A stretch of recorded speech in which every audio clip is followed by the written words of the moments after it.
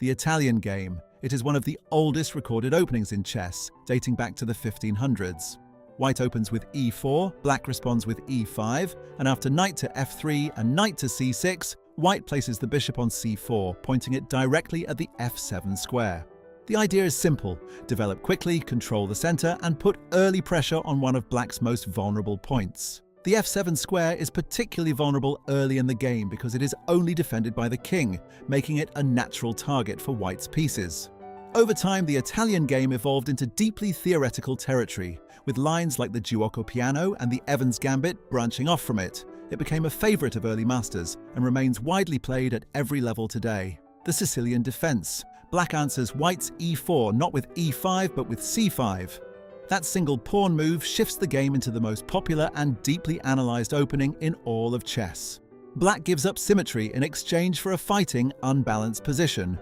Rather than mirroring white's centre, black builds counterplay on the queen side while white typically attacks on the king side. The resulting games are often sharp and double-edged, with both sides pursuing their own plans rather than reacting to each other. Within the Sicilian, there are dozens of major variations: the Najdorf, the Dragon, the Scheveningen, each with its own character and theory. World champions from Bobby Fischer to Garry Kasparov built entire careers around it, and it has more variations than arguably any other opening. The Scotch Game.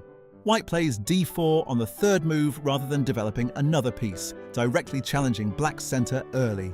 It was a favourite of Garry Kasparov, who revived it at the highest level in the 1990s after decades of being considered slightly unfashionable. The resulting positions tend to be open and tactical, which suits players who like early complications. Unlike the Ruy Lopez, the tension in the centre gets resolved quickly, meaning both sides have to make concrete decisions from very early on. The Scotch fell out of fashion partly because players felt black could equalise comfortably, but Kasparov's use of it at the World Championship level changed that perception entirely. The French Defense. Black responds to e4 with e6, preparing to push d5 on the next move. The result is a solid, structured position where black accepts a slightly cramped game in exchange for a reliable foundation. The defining feature of the French is the pawn chain that often forms on d5 and e6 for black. It is hard to break down but also limits the activity of black's light-squared bishop, which becomes hemmed in behind its own pawns. White often gains more space in the center, but converting that space advantage into something concrete requires patience and precision. Players who like methodical, strategic chess tend to be drawn to it. Tigran Petrosian and Viktor Korchnoi were among its notable practitioners. The Caro Kann Defense. Black plays c6 in response to e4, again with the intention of pushing d5. It is similar in spirit to the French but avoids the problem of the blocked light-squared bishop. Because black plays c6 rather than e6, the bishop on c8 has a clear path to develop outside the pawn chain after d5 is played. Black's position tends to be solid and slightly less cramped, though also somewhat passive in the early stages. It has a reputation as a reliable, low-risk choice, and at the highest level, it has been employed by players who value structural soundness over early activity. Many top players turn to it when they want a safe game with white under pressure. The Queen's Gambit. White opens with d4 and c4, offering a pawn on the queen side. Despite the name, it is not a true gambit. If black takes the pawn, white can almost always win it back with precise play. The real purpose is to contest the center and gain space. Black has two main responses: accept the pawn and try to hold it, or decline and reinforce the center directly. The Queen's Gambit, declined where black simply plays e6 rather than taking, became synonymous with elite chess for much of the 20th century. The positions that arise are rich with strategic complexity. Pawn structures, piece placement, and long-term planning matter far more than immediate tactics. It was the battleground of choice during the great Soviet chess era. The King's Indian Defense. Black allows white to build a large pawn center with d4 and c4, then strikes back with pieces rather than pawns. The bishop goes to g7, the knight to f6, and eventually black challenges with d6 and e5. The idea is to let white overextend and then counterattack with full force. The resulting positions are dynamic and double-edged. White has central space, black has active pieces and long-term counterattacking chances. The King's Indian requires a certain fearlessness because black is essentially handing white the center and trusting in the power of the counterplay. Fischer, Kasparov, and countless others played it throughout their careers precisely because of how much winning potential it offers for black. The English opening. White begins with c4 rather than e4 or d4.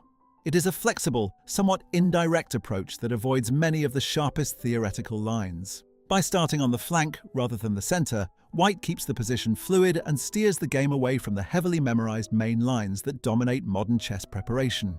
White often transposes into structures resembling the Queen's Gambit or the King's Indian, but on their own terms and at a moment of their choosing. It became particularly popular among players who preferred to steer the game into less charted territory, and at the top level it has been used effectively as a surprise weapon, even against well-prepared opponents. The Ruy Lopez, also called the Spanish opening, it begins with e4, e5, knight f3, knight c6, and then bishop b5. White pins the knight that defends the e5 pawn, creating long-term pressure without immediately resolving the tension. The bishop on b5 does not immediately win material. Its purpose is more subtle, creating an indirect threat that black must constantly account for. It is among the most enduring openings ever played and has been at the center of top-level chess for over 150 years. The resulting middle games are rich and complex, often involving long maneuvering battles where small positional advantages accumulate over many moves. The Ruy Lopez rewards deep strategic understanding more than sharp tactical calculation, which is part of why it has never gone out of fashion. The Pirc Defense. Black allows white to occupy the center freely with pawns on e4 and d4, then works to undermine that center from the flanks. The setup involves fianchettoing the bishop on g7 and developing fluidly before counterattacking. The logic is that a large pawn center can become a target as much as a strength. If black can undermine it, white's position can collapse quickly. It is considered somewhat risky at the highest levels because giving white a free hand in the center can lead to a strong kingside attack before black's counterplay gets going. But in the right hands, it is a sharp and effective weapon, particularly for players who are comfortable in complex and imbalanced positions. The King's Gambit. White sacrifices a pawn on the second move by playing f4, offering it to black in exchange for rapid development and a strong central presence. It is one of the oldest and most aggressive openings in chess, popular throughout the 1800s when attacking play was prized above everything else. The idea is straightforward. Give up material early to gain time and open lines for a fast attack. Black can accept the pawn and try to hold it, or decline and play solidly. The resulting games are often sharp and double-edged, with white seeking a swift attack and black trying to consolidate the extra material. It fell out of fashion at the top level as defensive techniques improved, but remains a favorite at club level for players who love attacking chess. The London system.